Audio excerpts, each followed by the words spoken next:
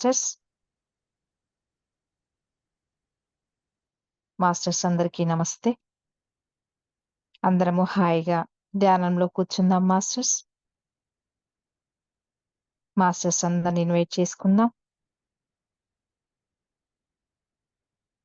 చక్కగా కూర్చుందాం. శ్వాస మీద మాత్రమే ధ్యాస. బాబాజీ సందేశాలను అందుకుందాం మాస్టర్స్.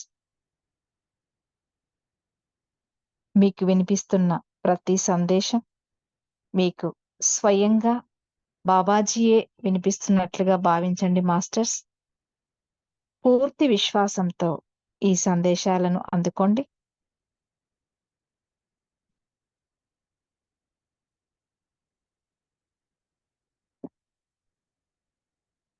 ముందుగా ప్రార్థన చేసుకుందాం. అసతో మా సద్గమయ తమసో మా జ్యోతిర్గమయ మృత్యోర్మా అమృతంగమయ. ఓం శాంతి, ఓం శాంతి, ఓం శాంతి. ఓం బాబాజీ, ఓం బాబాజీ, ఓం బాబాజీ, ఓం బాబాజీ, ఓం బాబాజీ, ఓం బాబాజీ.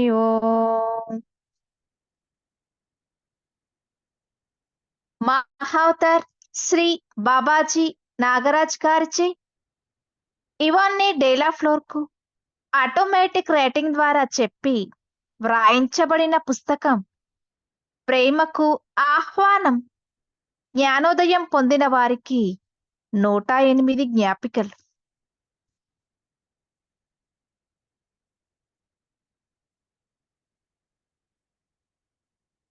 అర్హులు యోగ్యులైన వారు.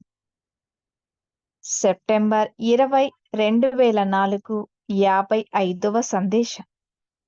సమయం ఉదయం 4:44.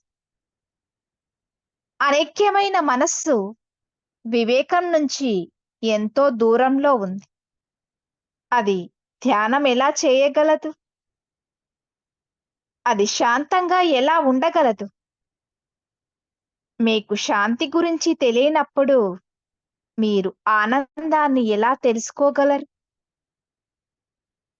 మీరు మీ మనస్సును ఇంద్రియాల పిలుపును అనుసరించడానికి అనుమతిస్తే పడవను సముద్రంపై దాని నిర్దేశిత మార్గం నుంచి తుఫాను దూరంగా తీసుకుపోయినట్లుగా అవి మీ మెరుగైన వివేకాన్ని దూరంగా తీసుకుపోతాయి. స్వామి వివేకానంద.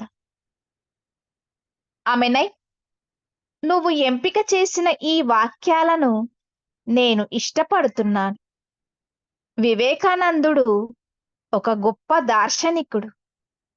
అతను ప్రస్తుత క్షణంలో జీవించాడు మరియు తన సద్గురువైన రామకృష్ణుడి పట్ల అతను ఘనమైన ప్రేమను కలిగి ఉండేవారు.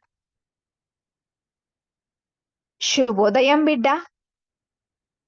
కొనసాగించడానికి సిద్ధంగా ఉన్నావా? నువ్వు ప్రేరితమై ఉండడాన్ని నేను చూస్తున్నాను. నీ కుమారుడి కథను వ్రాయడానికి మరియు దాని ద్వారా స్వస్థతను కలిగించే శక్తిని ప్రకంపించడానికి ఇది ఒక అత్యంత మంచి సమయం. అది ఎందరో ప్రజలకు సహాయపడుతుంది. వారి తల్లిదండ్రులకు నువ్వు ఆ సందేశాన్ని అందించడానికై పిల్లలు నిరీక్షిస్తున్నారు. నువ్వు సృష్టిస్తున్న చిన్న ద్వారాన్ని మరియు ఈ ప్రపంచంతో పంచుకోవడానికి నువ్వు ఎంపిక చేయబడిన ఈ దివ్య సామ్రాజ్యాన్ని నేను వ్యక్తిగతంగా ఆశీర్వదిస్తున్నాను. నా ఆశీర్వచనాలు మరియు శ్వేత సహోదర వర్గం యొక్క ఆశీర్వచనాలు స్వీకరించు.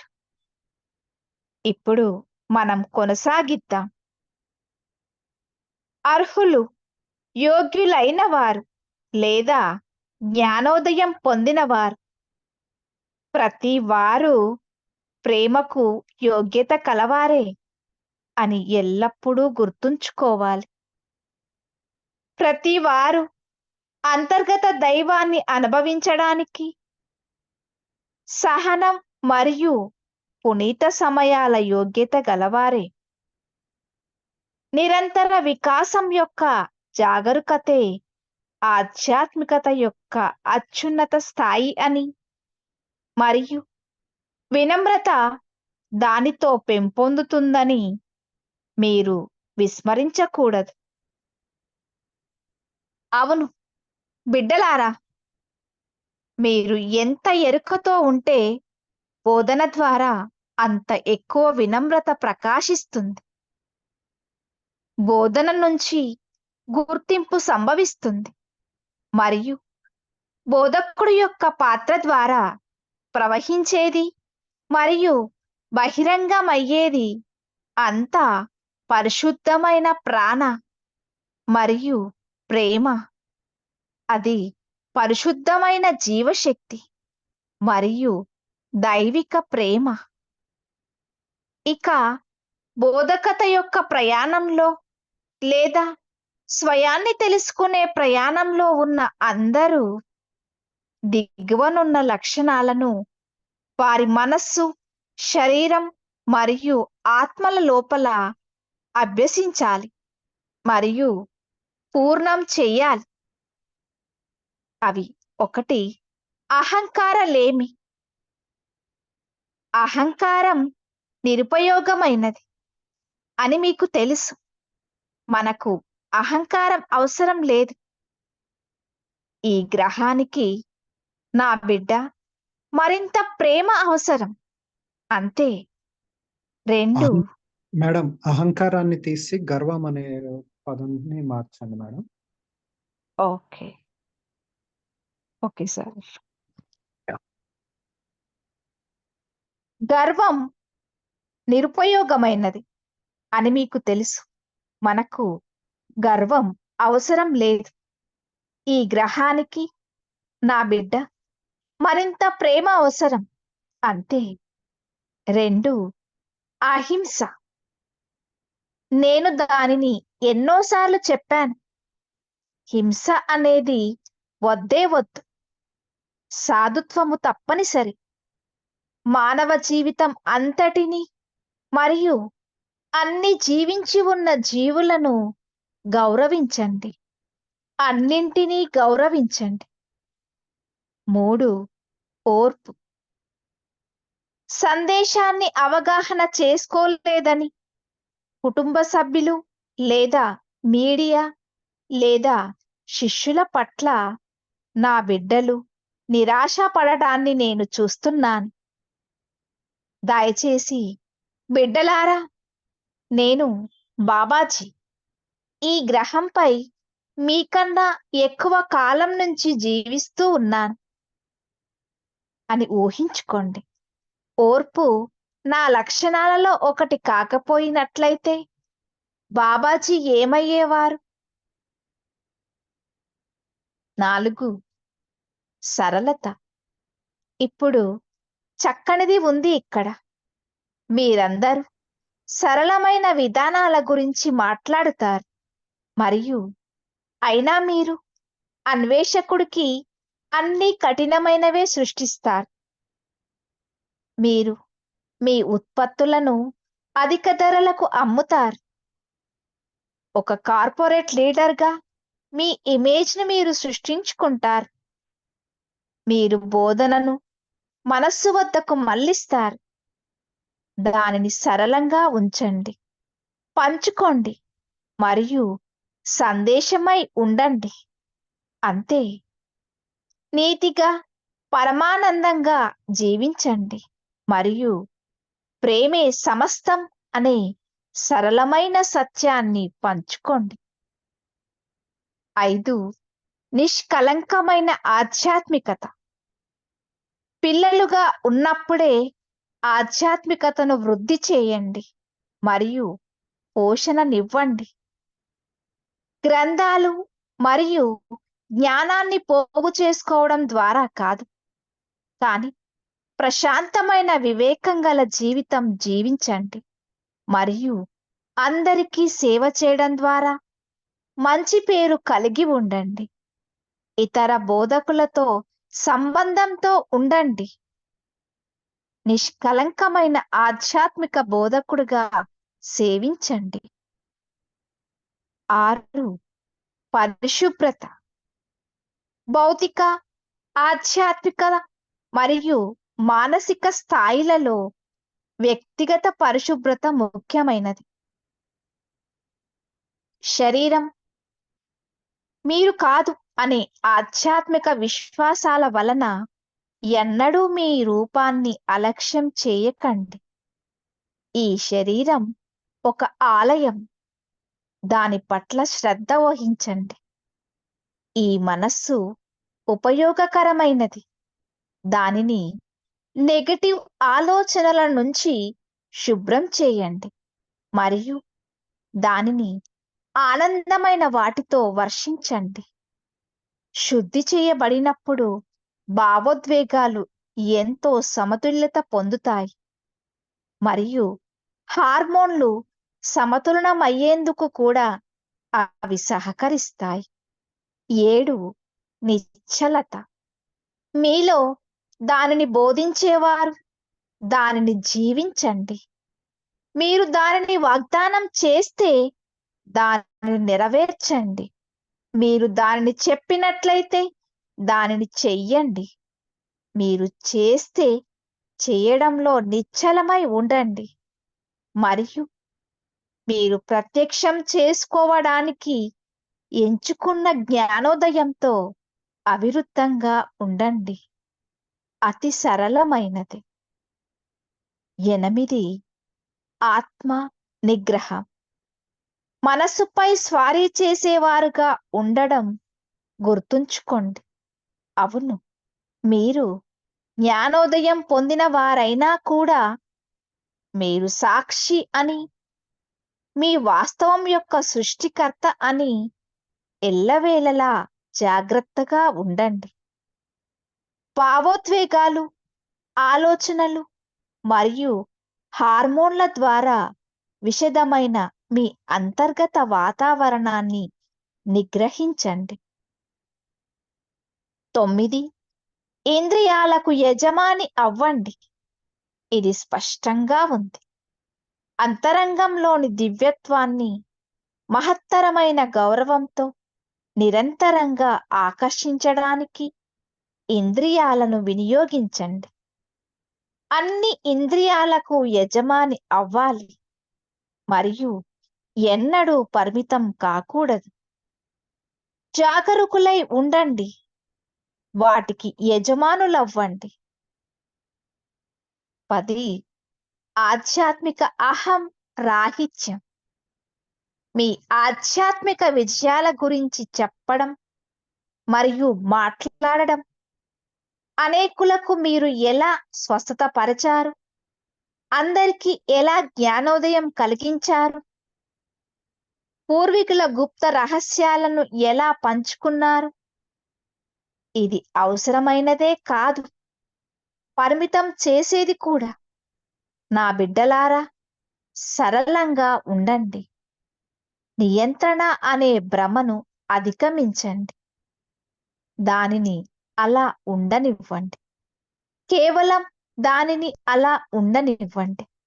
కేవలం దానిని అలా ఉండనివ్వండి.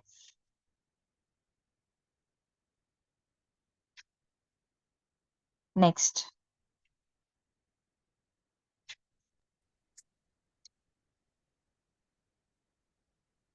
4వ అధ్యాయం. శక్తి విశ్రమాన్ని పూర్ణం చేయాలి. మీరందరూ మానవాళికి సేవ చేయాలి. ఇతరులకు మంచి చేయండి. అందరిలోనూ కేవలం మంచిని, అందరిలోనూ మరియు ప్రతి మానవ కణంలోనూ భగవంతుని చూడండి.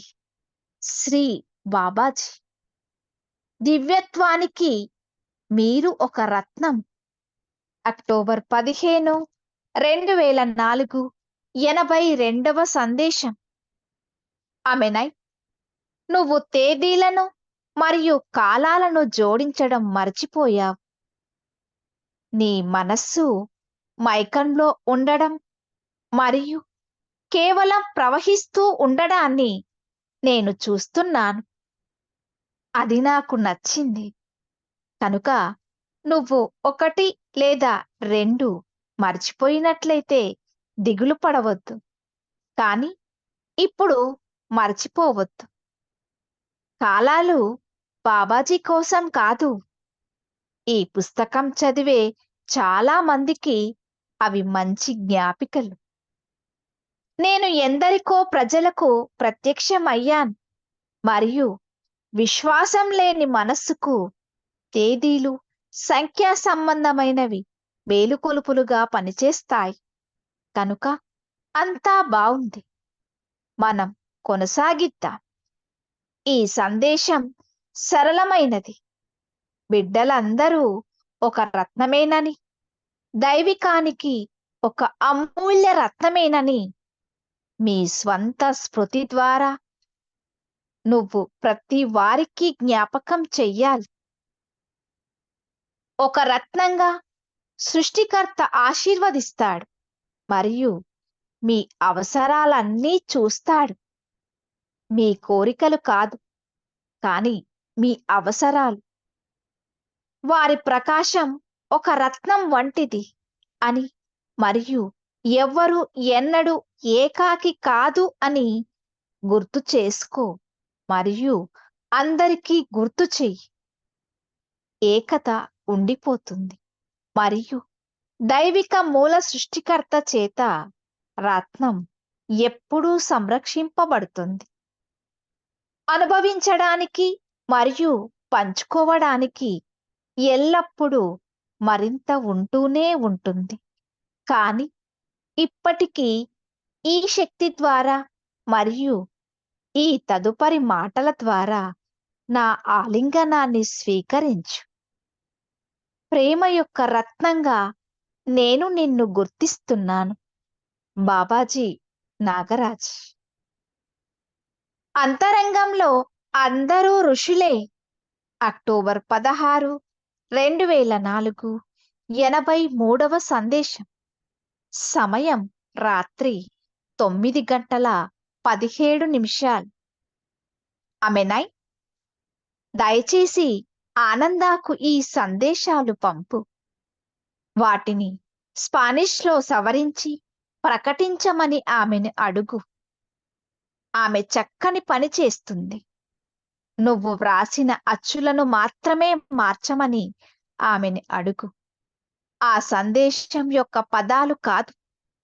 నేను ఇప్పటికే వాటికి రీతిని ఏర్పరిచాను. కనుక ఎక్కువ చేయడానికి ఏమీ లేదు. అయినా గాని ఆకృతి మరియు సమర్పణ గురించి నీ వ్యాకులత నాకు తెలుసు. దానికి సంబంధించి నీ ఇష్టం వచ్చినట్లు నువ్వు చేయవచ్చు. నీ ఉదాహరణలను జోడించు. ఒక విషయ సూచికను నువ్వు కోరుకుంటే కనుక జోడించు. కానీ ఈ సందేశాలు తాకబడకుండానే ఉంటాయి. అర్థమైందా? మంచిది, మంచిది. ఆమెనై నా పిలుపుని నువ్వు వింటూ ఉండడం నాకు ఆనందంగా ఉంది. పవిత్రమైన సుడుల వద్దకు మళ్ళీ తిరిగి వెళ్ళు. ఇంకా 2 సార్లు అక్కడ మనం కలుసుకుంటాం. ఈసారి తీవ్రమైన ఆలింగనం హేమంతపు వీచికంత నేర్పుగా ఉండాలి. సమయం ఆసన్నమయ్యింది మరియు ముసుగు తొలగించబడాలి. ఈ మాటలలో అందరూ కలిసే ఉన్నారు. ఎందుకంటే అందరూ ఋషులే.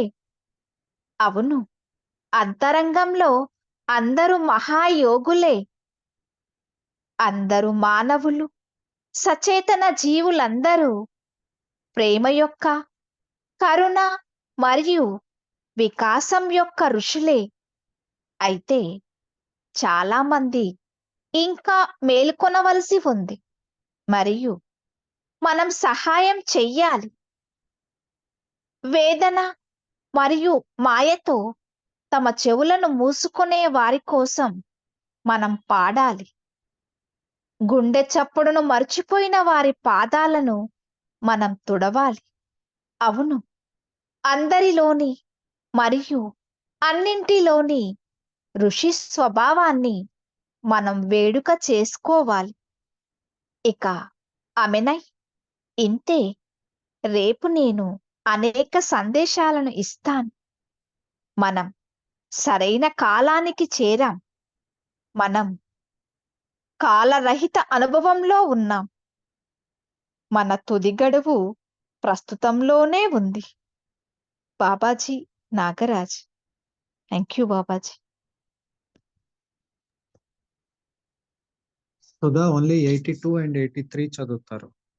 Okay, 55 message చదవడంతో.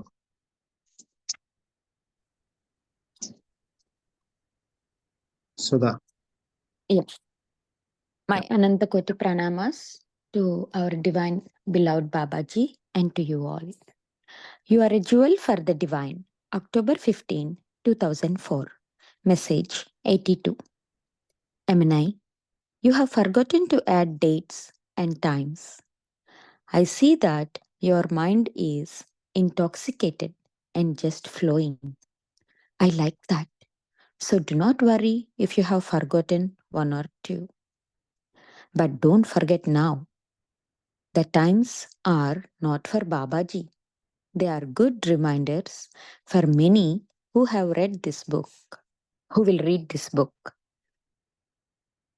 I have manifested for many people, and the dates will serve as numeric awakeners and validations for the mind that lacks trust. So, all is good. Let us continue. The message is simple. You must remind everyone through your own remembrance that all children are a Ratna, a precious jewel for the divine. As the jewel, the Creator blesses and takes care of all your needs. Not your wanting, but your needs. Remember and remind all that their shine is like a jewel, and that no one is ever alone. The oneness remains, and the jewel is always taken care of by the divine sourceful creator. There is always more to experience and share. But for now, receive my embrace through this energy and through these next words. I recognize you as the jewel of love. Babaji Nagaraj. All are rishis within. October 16, 2004. Message 83, 9:17 p.m. Amanai, please send Ananda the messages. Ask her to edit them in Spanish. She will do good work. Ask her to change only typos you have written, not the words of the messages. I have already set the tone for them, so there is not much to do. Yet, I know your concern for the structure and presentation. You may do what you like regarding that. Add your quotes.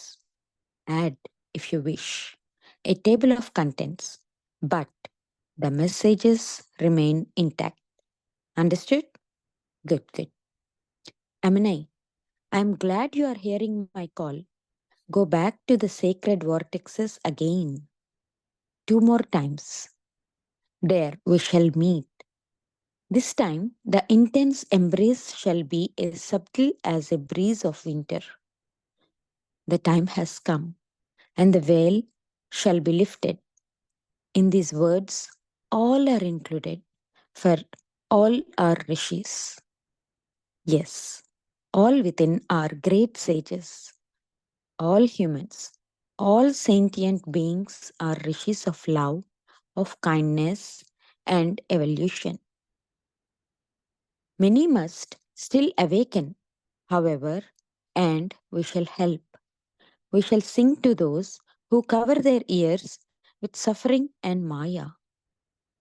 We shall wipe the feet of those who forget the beating of the heart. Yes, we should celebrate the rishi nature of all and everything. Now, Amanai, this is all. Tomorrow I should deliver many messages. We are right on time. We are in a no time experience. The lifeline is in the now. Babaji Nagaraj.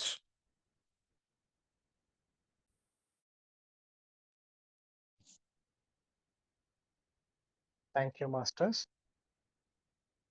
మనం నిన్నటి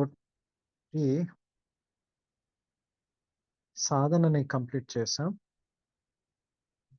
ఇప్పుడు ఈ section అంతా ఈ రోజు రేపు అలాగే ఆఖరి రోజు వరకు రాబోయే మెసేజెస్ మనకి ఒక మార్గదర్శకాలు లాంటివి. మనకున్న ఎనర్జీని ఎలా వాడుకోవాలి, ఏం చేయాలి, ఇప్పుడు మనకి జీతం వచ్చిన రోజు ఆ డబ్బుని ఎలా స్పెండ్ చేయాలి,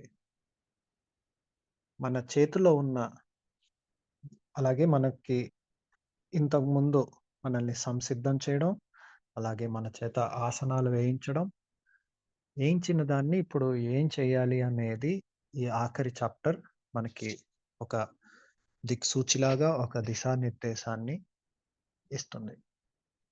ఆ ఎనర్జీని ఎలా వాడితే అది మనకి మన చుట్టుపక్కల వాళ్ళకి మేలు చేస్తుంది, మనల్ని ఇంకా ఉన్నత స్థితికి తీసుకెళ్తుందో తెలియజేస్తూ ఉంటుంది. సో వీలైనంత మటుకు ప్రతిరోజు క్లాస్ అటెండ్ అవ్వండి.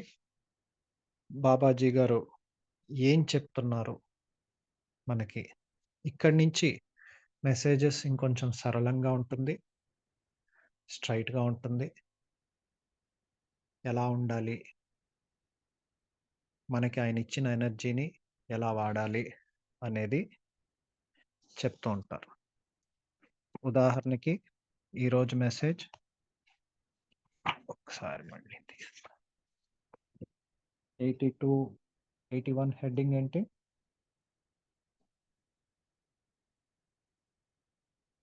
తెలుగులో సార్ 81 వచ్చి రసం, ప్రేమ యొక్క రుచి. కాదమ్మా, you are the jewel of for the divine. Okay 82, sorry 82. మీరు 81 అడిగారు. యా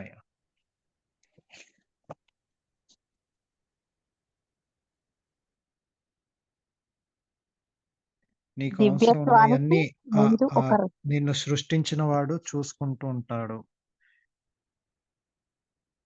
మనమంతా కూడా మనం బాగా వెలగాలి. ఓకే, ఏకత్వాన్ని గుర్తుపెట్టుకోవాలి. ఆ భగవంతుడు మనం ఇస్తున్న కాంతిని మనలో ఉన్న కాంతిని వెలిగించాలి. మనందరిలోని ఋషులు ఉన్నారు, మన అందరిలోని ఆ దైవత్వం ఉంది అని గుర్తు చేస్తూ రేపటి మెసేజ్లో లెట్ us హ్యావ్ ఎ సంఘ gathering of the children of Babaji. Babaji గారి పిల్లల యొక్క సంఘాన్ని, ఒక గ్యాదరింగ్ని మనం క్రియేట్ చేయాలి అని చెప్తున్నారు. ఓ రకంగా మనం ఇలా ఒక గ్యాదరింగ్గా మనం అందరం కలిసాము. దాని యొక్క ఆవశ్యకతని మేబీ ఎక్స్ప్లెయిన్ చేస్తారు. అలాగే 85వ మెసేజ్ సంస్కారం అంటే ఏంటి? Putting together accumulations results in action.